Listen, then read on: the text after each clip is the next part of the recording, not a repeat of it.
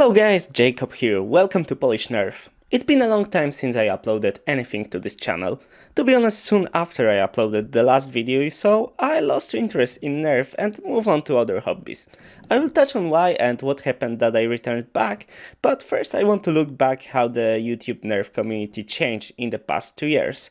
It's pretty much awesome, and while I definitely won't be able to join the mainstream, I wish to at least contribute something to this great society of foam flingers. Okay, so the first thing is the sheer amount of new channels that quickly got following, and I bet all of you already know them well.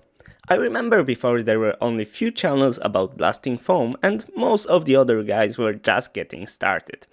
Of course we had guys that did it for a long time, like the Drag, Coop, Bobololo and MDB crew, but also there were others in the background that couldn't have been missed, like the guys from Thunderdome.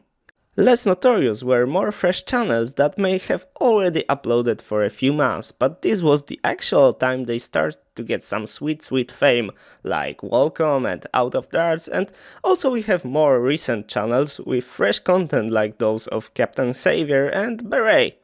This is of course around 1% of all channels. When it comes to other aspects like actual blasters and modded parts, just look how the trends went forward. I remember buying worker parts was hard and complicated, new blasters from Hasbro were just meh, and to be honest, a lot of hardcore concepts like homemades and Stefan darts were as far away from mainstream as they could. Things change. You can now easily get relatively cheap mod parts around the world from China, and you guys in US and Australia have an even bigger choice from locals. Still, it's not bad for me as I have an NF Strike, Light Take and AliExpress. Homemades like Halliburton and FDL are pretty much mainstream now, and also half-length darts are gaining popularity too. And the amount of parts you can 3D print is huge. I was fortunate to get a printer from GearBest and I already designed few parts myself. That's a real game changer. Hasbro wasn't sitting still too. The rival line got some new blasters and it's almost as popular as the Elite when it comes to running them in wars and modding. I mean, of course in US. Here in Poland we still don't have too many rival blasters, especially used ones in reasonable prices. Also, after countless reshells and reskins, we finally got something innovative and fresh like Hyperfire, and we get some cool blasters back in the game like OMG Raven reskin. Even I was fortunate to score brand new for like 1/3 of the price. And those Hasbro plans for 2018 with Infinus coming and OMG again, is Hasbro actually paying attention to the Nerf community and we will get a cheap chrono to check our blasters?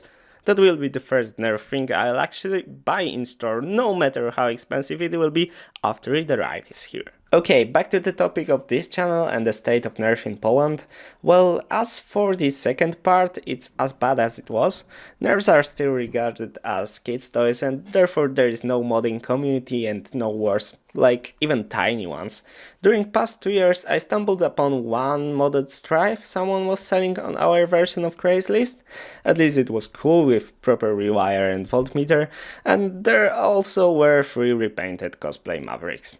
I don't care for shooting as long as I won't have that perfectly modded blaster. For me the Nerf was always about the possibilities and the engineering part of the hobby, so 2 years ago I was really frustrated that I don't have access to all those nice parts and better springs. So I dropped the hobby, sold most of my blasters and was left with Strife that was gathering dust.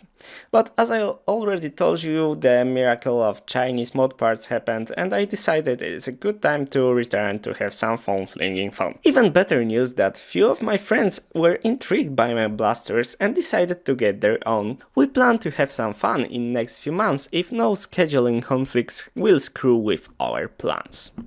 Thankfully I was able to recover the password for this channel from my old PC and I'm ready to post some videos from mods I plan to do in nearest future. I plan on releasing some parts you will be able to 3D print too. I've actually already sent one file to Captain Xavier with hope he will test it and say what he thinks. I also hope to boost quality of my content. That's all I had for you at the moment. See you next time and have a nice day!